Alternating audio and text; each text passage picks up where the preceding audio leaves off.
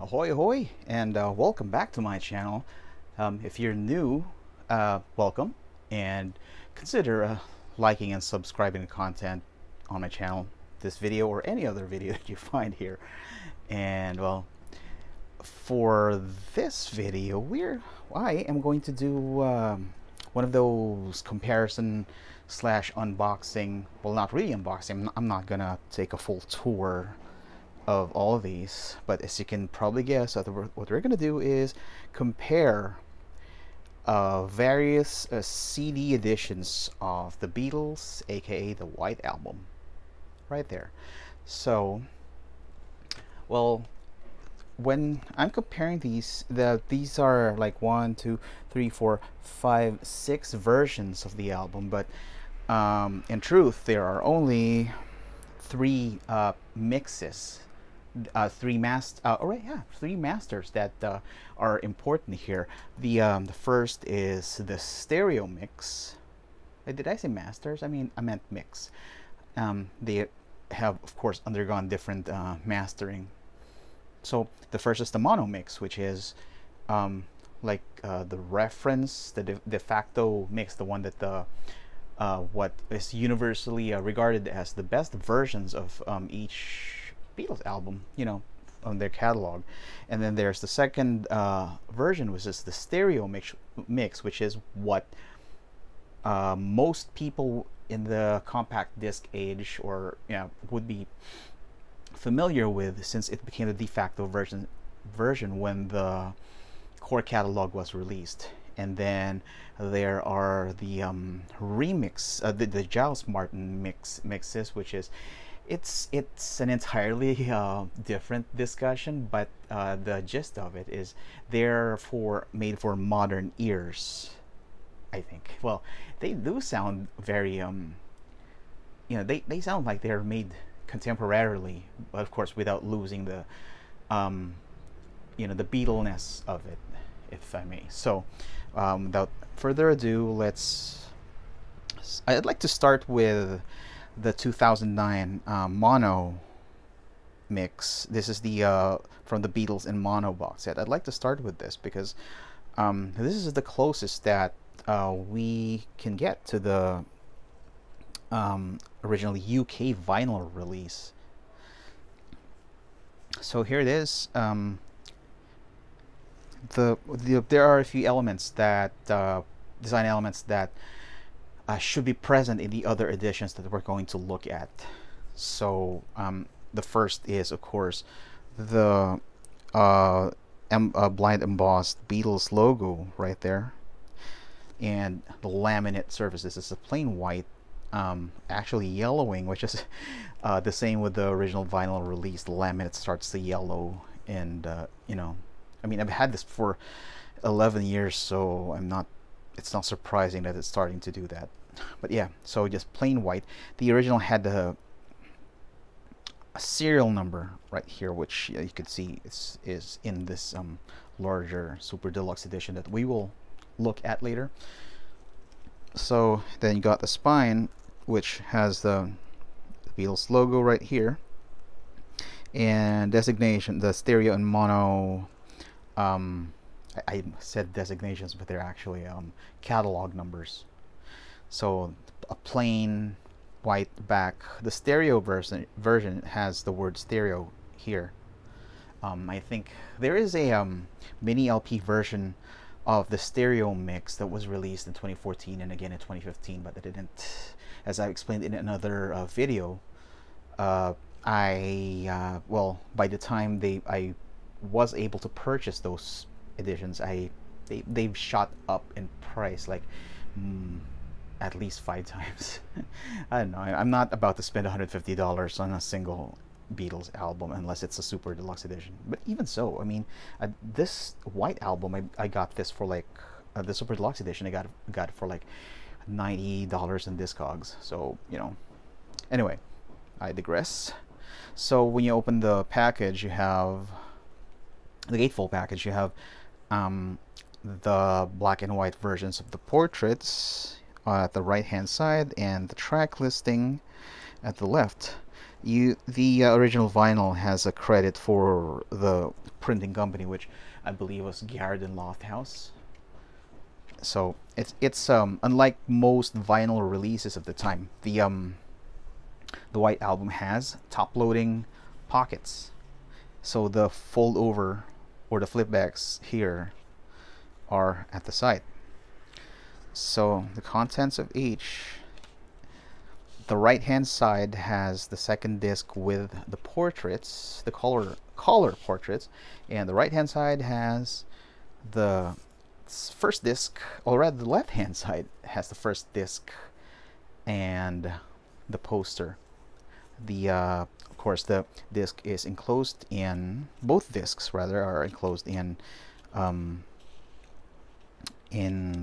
a black matte sleeve that replicates the shape of the original UK release. Just in the front, and then the CD is, the disc one represents the A side of each disc. The Japanese made CDs like this. They come with rice paper sleeves. Every other edition here that has rice paper sleeves is provided by myself. I got them from a reputable seller on eBay, which I bought from multiple times. Okay, so poster, one of the key things that I look for when I see a new edition is how sharp the printing is, and you can tell the quality is great. One of the things that I look for is the line drawing with by John. So you can see here that even if I put it up close to the camera, it's pin sharp. You don't see any pixelations or halftone dots right there. All the, look at that. Paul's beard is, you can see the dots. You can see the details in George's face. The writing here is very legible, and even the photos at the bottom there, you can tell who's who. Right, and of course the famous picture, or which part was that again? Yeah, there you go, Paul in the bathroom. See, you can see the details. So it like the original, this is not, it's a matte finish poster with an uncoated paper, so you gotta be careful with the finger oils because it will soak. It might soak. So the text and the lyrics is more or less the same. There are a few differentiators here in the copyright with the other edition. So it says here 1968. You have the Apple Records copyright still. Future editions, you have more detailed song copyright information here. So that is that, and then of course the portraits with the, I'm not sure if you happen to have the original UK vinyl release, like the 1968 edition. Do your portraits have these glossy borders? Because I don't know, I never owned one.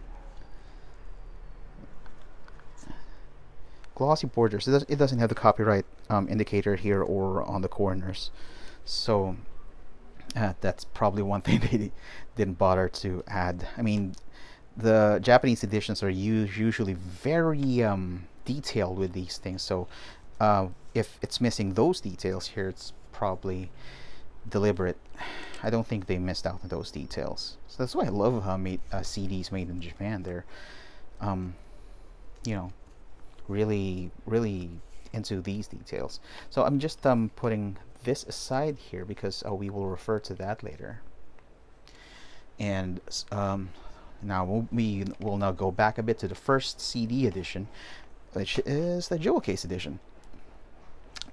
Well, this represents the 1987 master, but this is actually a 1992 edition because it has the Apple Records logo.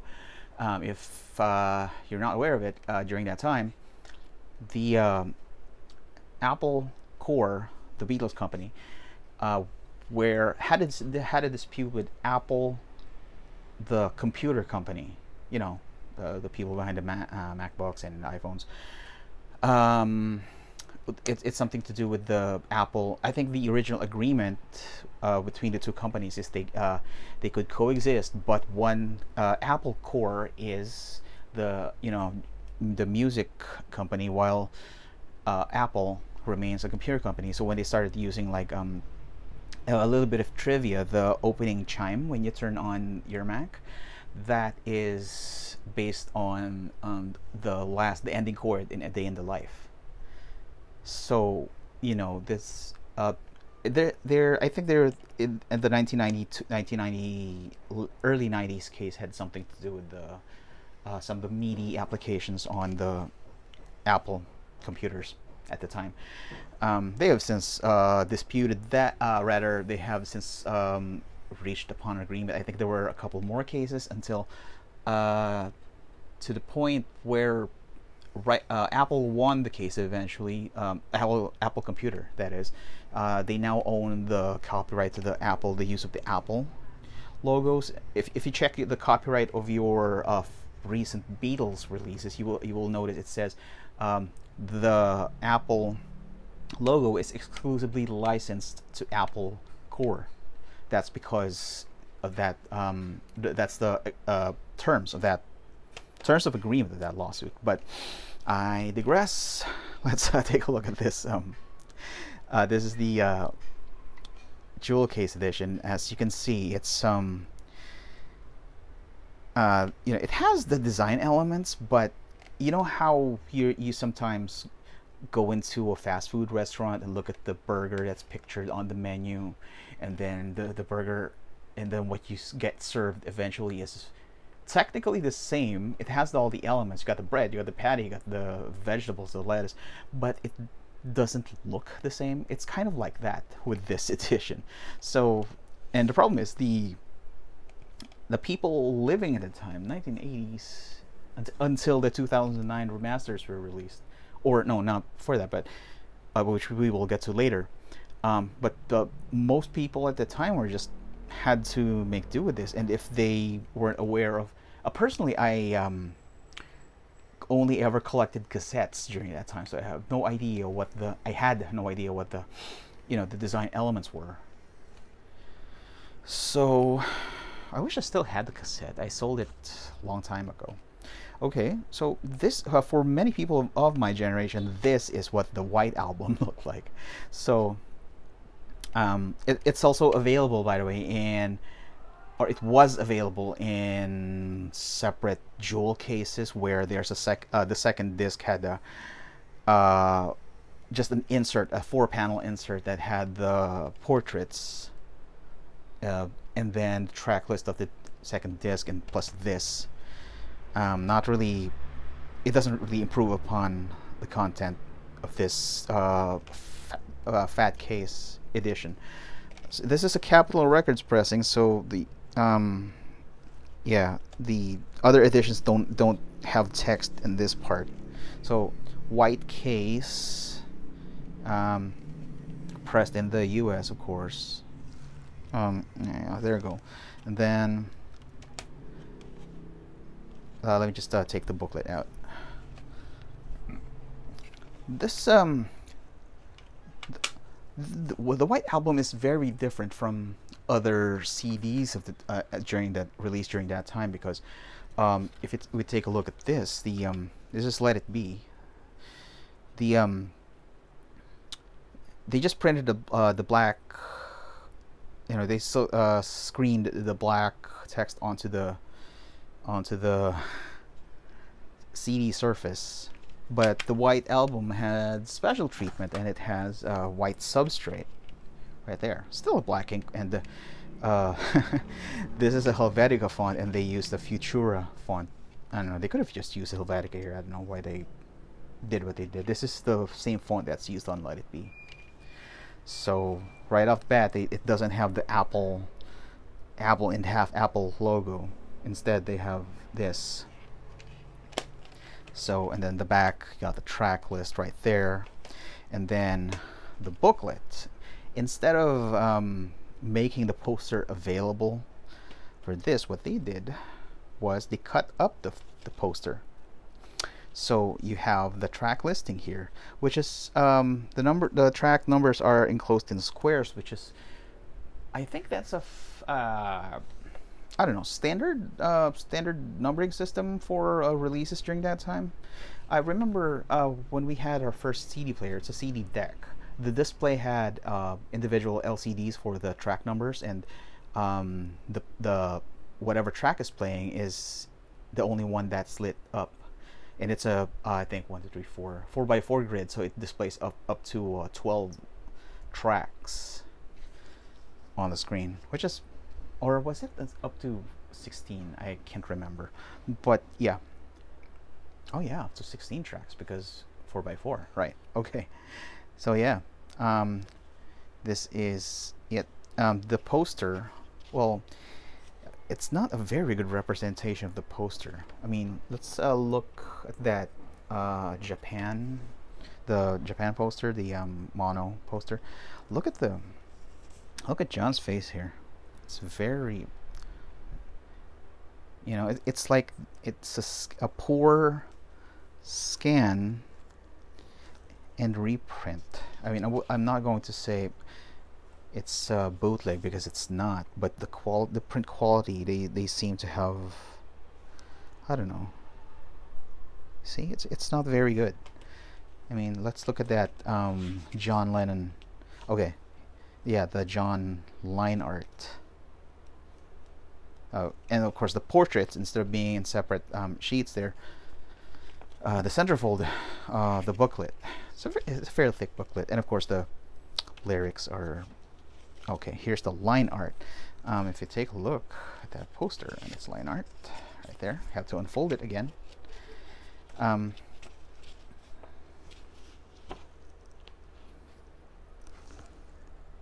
It's yeah, you can see there's a little bit of half-tone going on there. It's not perfectly clear compared to this, which is, you know, sharp. Right?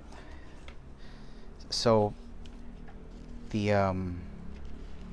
here's the rest of the booklet, and you have the lyrics there. So you can see the copyrights here are different. These are the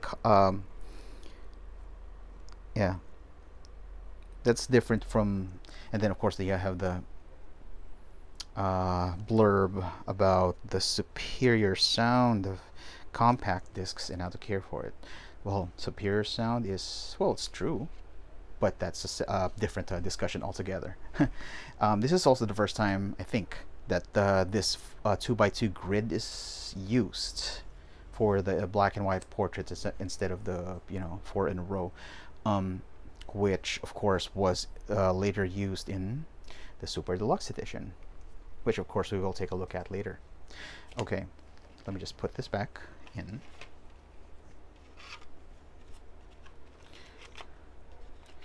Always have to take care of these things.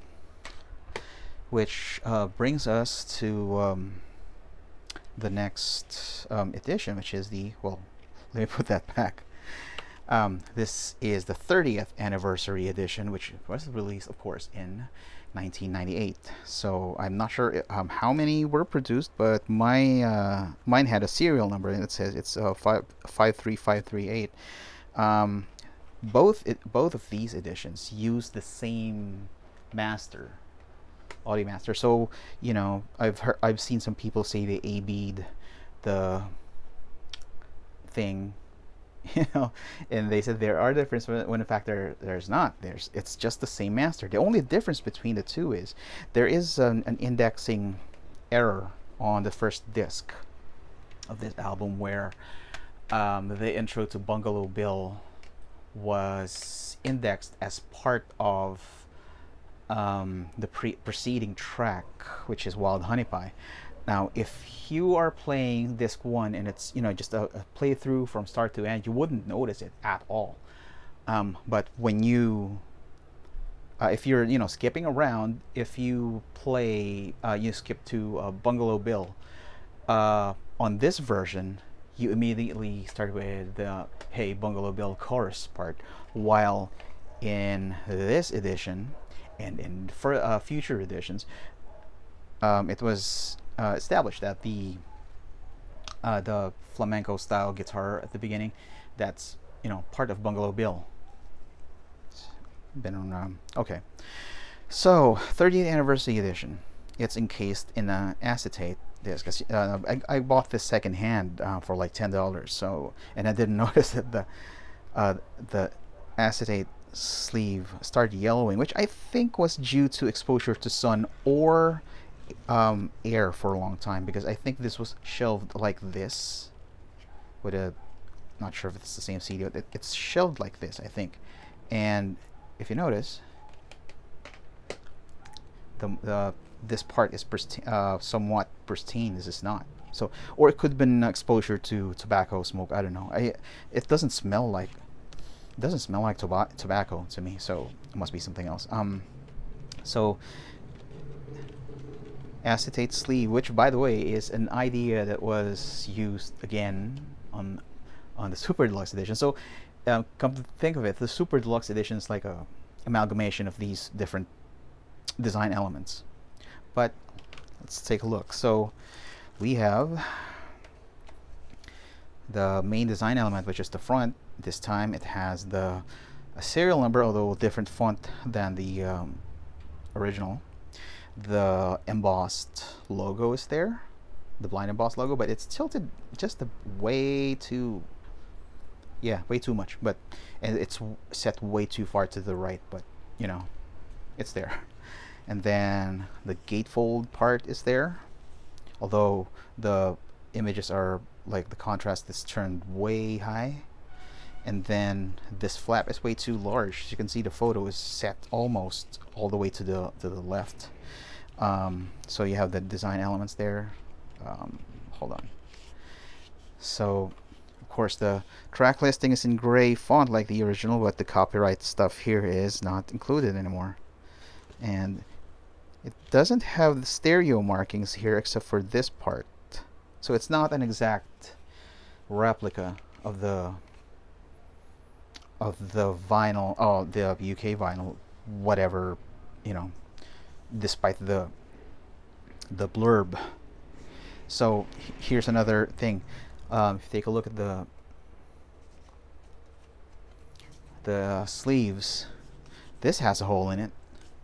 This doesn't. It's they printed the label on the sleeve, which is a design element that they will later revisit on the Let It Be Super Deluxe on the bonus EP.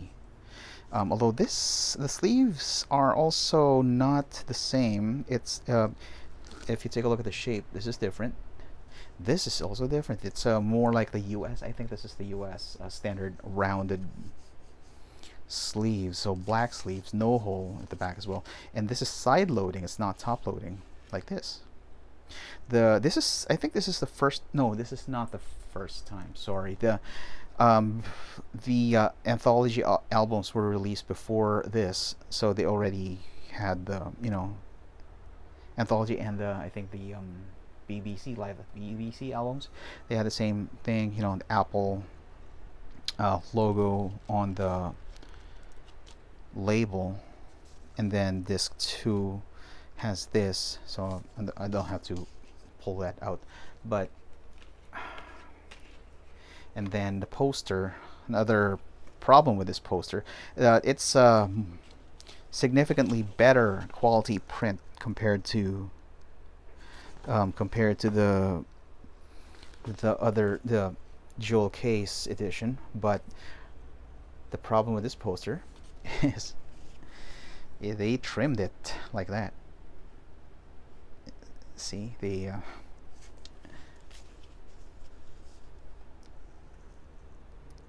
yeah, the same thing with the bottom of the poster there. It's that trim. The print quality is great. I like the paper. It's gloss, somewhat glossy, but it's not, doesn't look bad. Yeah, there's also a bit of some trimming on the sides. and then the bottom right there. So yeah. Okay, and of course the portraits, they don't have the glossy borders right there, but they are there, and the print quality is pretty good actually. So yeah, that's the 30th anniversary edition. Let me just put this somewhere. Put these somewhere. I am so organized today. Okay, now we jump to 2009, the remasters, the age of remasters, and the White Album has received special treatment because it's the only one in the entire run that has a an O card, a open-ended slipcase, and this is actually the very first Beatles CD that I purchased at the time, when the remasters were released. So sleeve comes out like that. Yeah, and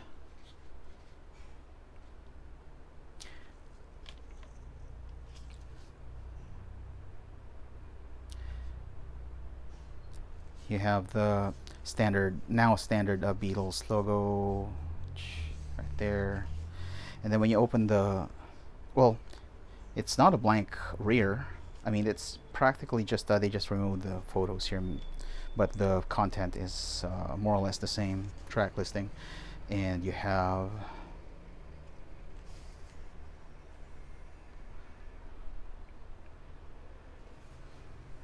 and then the portraits, of course, are set in they kind of maximize the area this time because it doesn't have a flip back right here.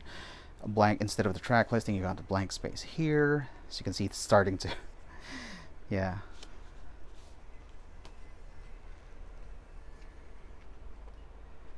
And then here's the portraits. Instead of being separate, individual pieces, they are placed here as part of the packaging, which is kind of, actually has a yellowish tinge to it.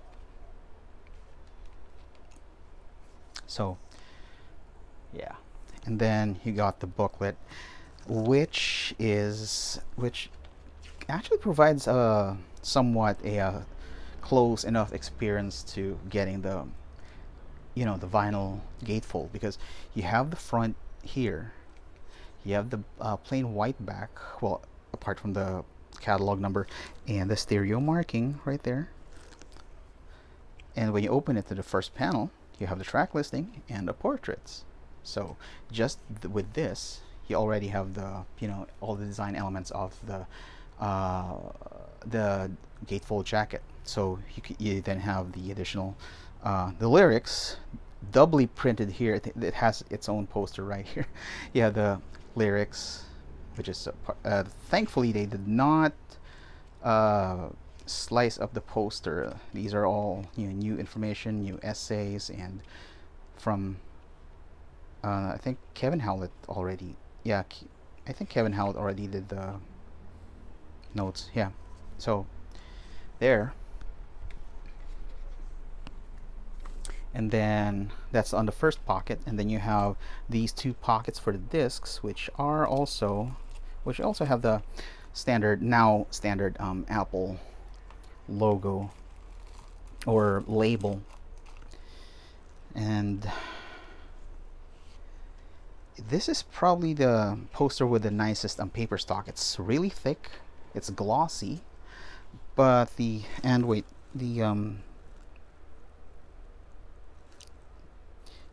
has a made in the EU credit right there. The only problem is the top and bottom are also trimmed like the 1998 edition. So and it's probably got they were probably using really low resolution files, because if you take a close look at this, yeah, that's severe blurring right there, resulting in half toning. Where was that? See? So well, if you're wondering why I'm focusing on those sections, is because those parts are you know, they're in printing, they are usually just straight piece, and they shouldn't be, you know, if it's a low resolution, they start to blur out, and that's where you get the half-tone patterns, the dots. That's usually, you know, reserved for grays and whatnot. Okay, we now skip to 2018 with the 50th anniversary. This is, by the way, a custom-made slipcover. I will place I'll put a link to the overview. But when you buy it on retail, this is the package that you get. Let me just take out some the booklets, but okay, or booklet rather. Did I say booklets? Yeah, there you go. So the poster, it has a poster, obligatory poster of course, and a booklet that contains the information. Oh, so it has the hype sticker right there. So the design elements, well, instead of individual portraits, they're placed as a you know, the now familiar 2x2 grid right here, so you don't get the full anywhere near the full size. And then you have 3 discs, and this is an anomaly because all other albums in the, you know, remix, the Giles Martin remix series, they all had wallet style packaging. This has, or wallet style digi sleeves. These are digipacks. They have plastic trays, so they're quite chunky compared to the other editions, but they do have a little bit overexposed portrait photos, the now standard slash alternate, and then track list, not in great text, but I've seen some. I think that was some versions of this that had gray text, and I don't know where that came from, but it's there. And the booklet has some really nice quality print. I think these were remastered. Is that the word for when you sort of take the original negatives and rescan them? But they're a lot better than any of the previous editions we've seen. It's an extract from the large book, just the sections, the introduction by Paul McCartney and Giles Martin, and then notes about the Esher Demos and on the road to the White Album, which is there we go. That's it. I think there was also some. Oh no, there wasn't. They just had this promo poster, and that's about it. Now the poster itself, this is my second favorite version of it, because I mean, it's glossy and it's good, but you know, if you want the full experience, you'd have to get the mono one. But looking at the print, pin sharp right there, and you can read it right here too. So yeah, and the trim, it's correctly trimmed. You got the borders right there, and that's the Beatles and Esher Demos set, which now brings us to the 2018 Super Deluxe Edition, which is the highest end version of this. There is a vinyl edition of this that only has the Beatles and Esher Demos. I actually I made a custom box set that imitated the contents of the packaging right here. It's a flip top, or a lift top box. I have a video overview of it. I'll put the link in the description too. Okay, so this is kind of an amalgamation of the different design elements of the previous editions. You got an acetate sleeve, which is also a heat welded sleeve. It doesn't, yeah, a lot of people don't mention it, but it's a heat welded sleeve, very similar to the to the 30th anniversary edition, which is also heat welded right here and here. So they you remove it by pulling it like that. So it's a it's an O card basically, but an oversized one. And that leaves you with the packaging itself. So you got the embossed Beatles logo right here, the serial number, and everything else is white. A lot of unboxing videos don't mention this, but the end papers are actually attached to 2mm boards right here. So it's a laminate because the they had to make these pockets. Oops. These are the this is the hype sticker that I saved. I have a video on how to save your hype stickers like this. I should already have it by the time you're watching this. So I'm just not going to take out one of these, but each pocket, each one of the 7 sleeve has this really nice embossed. It's actually a lot taller, so it stands out more. Taller meaning it's more, more embossed. It's not shallow. And you have the marking here, so you have the disc 1, etc., etc. And these are not laminated, so you got to be careful touching it. And you have the individual track lists at the back of each. Then so design elements, well, you have this. Obviously you won't have the stereo markings anymore. This is a fairly different format, but you have the logos and the the embossed logo in total 8 times, right? and then you have the printed version of the logo right there. You have the 2x2 grid that mirrors the outer sleeve, and then the back has a these are the other 4 discs. That includes Esher Demos and the Sessions disc.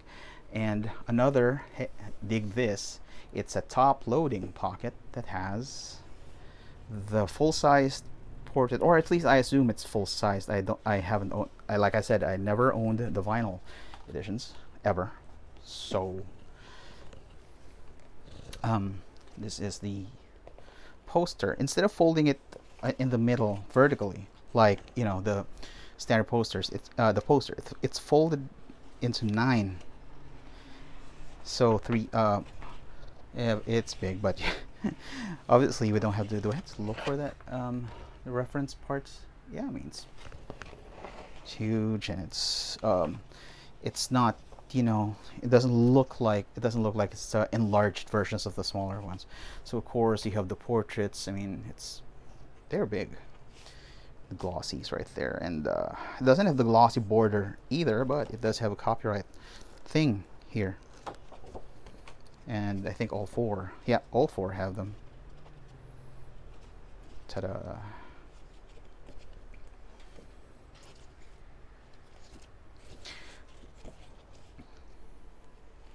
Alright, well, that is that. Unless they come up with another edition in the next, I don't know, 10 years or so, well, you can count on me getting that. For now, well, it's, wow, this is probably one of the longest videos I've posted. Well, till the next video, be good.